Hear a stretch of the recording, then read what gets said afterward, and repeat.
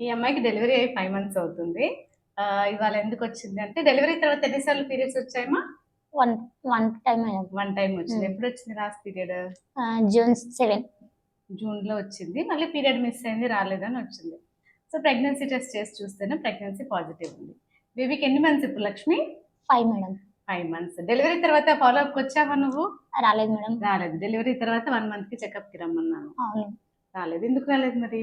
అమ్మ వాళ్ళ ఇంటికాడ ఉండి వీలు కాక రాలేదు. వీలు కాలేదు. 4, 5 మంత్స్ ఒక్కసారి కూడా వీలు కాలేదు. ఎందుకంటే 1 మంత్‌కి రివ్యూకి వచ్చినప్పుడు కాంట్రసెప్షన్ గురించి కౌన్సిల్ చేస్తాము. ప్రాపర్టీ వేయించుకోవడమా లేదా ఇంకేదైనా ఆప్షన్ అనేది చెప్తాము. అందుకనే రివ్యూకి రమ్మని చెప్పేది. రివ్యూకి రావడం కుదరలేదు. ఇప్పుడు మళ్ళీ పీరియడ్ మిస్ అయిందని వచ్చావు. సో 5 మంత్స్ బేబీకి ఫీడ్ చేస్తున్నావు కదా? చేస్తున్నా. Complete breast ఫీడింగేనా?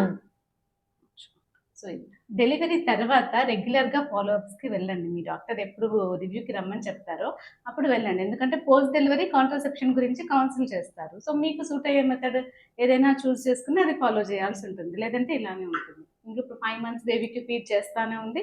మళ్ళీ ఇప్పుడు ప్రెగ్నెన్సీ పాజిటివ్ స్కాన్ చూస్తే 6 వీక్స్ 4 డేస్ జెస్టేషన్ ఉంది సార్.